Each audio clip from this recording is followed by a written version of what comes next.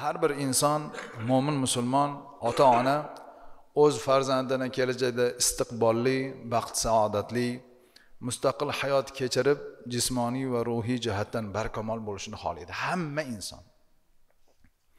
Lekin mana shu ota-onaning orzusi o'z-o'zidan bo'lmaydi. Tasavvur qiling, qamoqda o'tirgan odam hur insonlarga o'ylab o'tirsa ozod bo'lib qoladimi? Yo'q. Qorni och odamchi, qorni to'q odamlarning rasmini ko'rsa qorni to'q bo'lib qoladimi? Yo'q.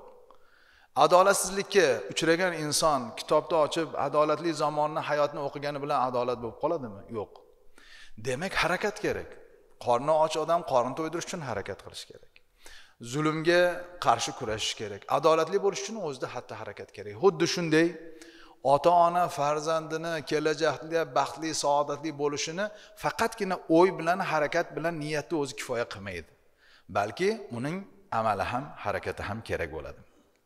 Mana shu maqsadlarga yetishda albatta islom dinining tom ma'nodagi ulug'vor ta'limotiga amal qilish muhim ahamiyatga ega. Azizlar, har tong o'tirar ekanmiz, alhamdulillah, to kechgacha butun dunyoda, xosatan yurtimizdagi yoshlarimiz tarafdan bo'layotgan yangiliklarni eshitib xursand bo'lamiz. U kashfiyotda bo'lsin, ilmda bo'lsin, sportda bo'lsin yoki qaysi bir turda bo'lishdan qat'iy nazar yo'nalishlarda agar xursandchilik eshitsak, albatta bu qalbimizga yorug'lik kiritadi. Lekin buni aksi ham bor. Guruch kurmaksiz bo'lmaganidek insonni mahzun qiladigan xabarlari ham bor. Butun dunyoda bo'layotgan xabarlarni eshitasiz. Xosatan yurtimizda ham ba'zi bir yoshlarni qilgan ishlarini, axborotlari kelib qoladi, videolari kelib qoladi. Bu bizni qalbimizni og'ritadi. Birini ko'rsangiz o'g'irlik bilan tushgan, birini ko'rsangiz insonga zarar beradigan narsalarni oldi sotdi bilan tushgan, birini ko'rsangiz o'qigan, birini ko'rsangiz o'qigan. Shunda bitta xulosa paydo bo'ladi. Demak, bularni sababi nima desa, albatta eng katta sabablari bir qancha.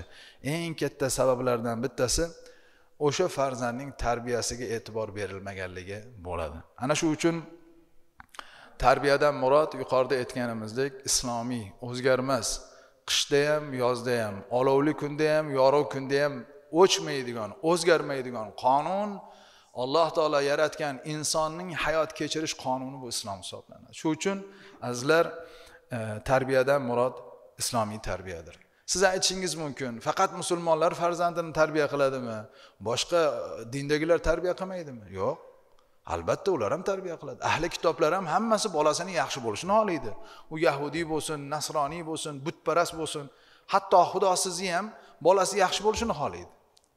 Lekin ular mana biz kabi bolasi o'g'ri bo'lmasligini xohlaydi, biz kabi bolasi fahsh ishini qilishligini xohlamaydi va hokazo. Lekin ularning tarbiyasida baribir nisbiylik bor. Inson omili qo'shilib qoladi. Bizchi musulmonlar payg'ambar alayhissalom aytgan ekanlar deb qilamiz. Yoki bo'lmasa Alloh taolo Qur'onda aytgan ekan deymiz. Bu o'zgarmaydigan narsa.